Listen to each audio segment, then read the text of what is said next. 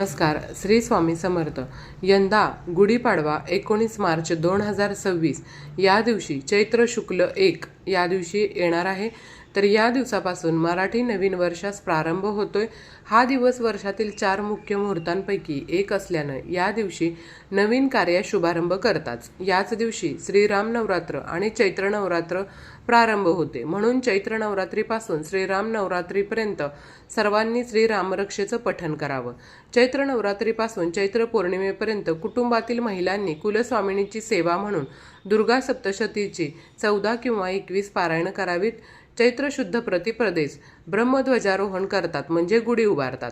सूर्योदयापूर्वी एक चांगली वेळूची काठी घेऊन त्यास गरम तेल लावून पाण्याने आंघोळ घालावी. या काठीस हळदी कुंकवाचे पठ्ठे उडावेत. नंतर त्याच्या निमुळत्या टोकावर केशरी रंगाचं वस्त्र घडी करून ठेवून त्याच्याच बरोबर कडुलिंबाचा पाला, चाफ्याच्या फुलांची माळ, साखरेचे कंकण, गाठीची माळ या गोष्टी एका सूत्रानं पक्क्या बांधून त्यावर कलश सदृश एखादं पात्र उपडं झाकावं. ही गुढी आपल्या गृहप्रवेशासमोर उभी करावी व ती पक्की बांधावी. गुढीच्या खाली नैवेद्यासाठी पाट ठेवावा, रांगोळी काढावी, दाराला आंब्याच्या पानाचं तोरण बांधावं आणि पुढील ध्यानमंत्र म्हणावा.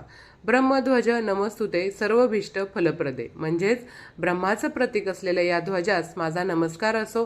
सर्व प्रकारचे फळ मला मिळू दे. या वर्षामध्ये माझ्या घरामध्ये नित्य मंगल व्हावं ही प्रार्थना हा मंत्र झाल्यानंतर करावी. ओम ब्रह्मध्वजाय नमः या मंत्रानं गुढीची पंचोपचार पूजा श्री स्वामी समर्थ सेवा मासिकात दिल्याप्रमाणे करावी. पूजा झाल्यावर गुढी घराबाहेर उभा राहावी. घरातील पूजा झाल्यानंतर नवीन पंचांगावरील श्री गणेशाचं पूजन करावं. पंचांगात प्रारंभी दिलेले संवत्सर फल वाचावं. दुपारी सर्व शेतकरी सेवेकऱ्यांनी आपल्या शेतात मध्यभागी खड्डा करून त्यात सीतामातेचा नैवेद्य अर्पण करावा. चैत्र पाडव्याच्या दिवशी सर्व सेवेकऱ्यांनी वडाच्या झाडाची 3 इंच लांबीची मुळी आणावी. ही मुळी व रंगारी हिरडा या दोन्ही वस्तू कुटुंब प्रमुखाने आपल्या उजव्या हातात घेऊन सामुदायिकपणे एक माळ श्री स्वामी समर्थ जप करावा. नंतर त्या वस्तू पाटावर ठेवून त्याची पंचोपचार पूजा करावी व त्या सर्व वस्तू एका लाल पिशवीत भरून आपल्या घराच्या प्रवेशद्वाराच्या चौकटीच्या खिळ्यास ती टांगावी.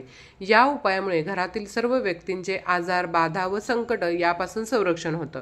या दिवशी कडुलिंबाचा पाला, फुलं, हिंग, जिरं, ओवा यांचं मिश्रण खावं. घरातील सर्वांना द्यावं. कडुलिंब हे अमृतापासून उत्पन्न झालेले असल्याने ते जंतुनाशक, आरोग्यदायी आहे. त्याचं सेवन प्रतिकात्मक मानलं जात असलं तरी त्याचं नित्य अनाशपोटी सेवन केल्यास शरीर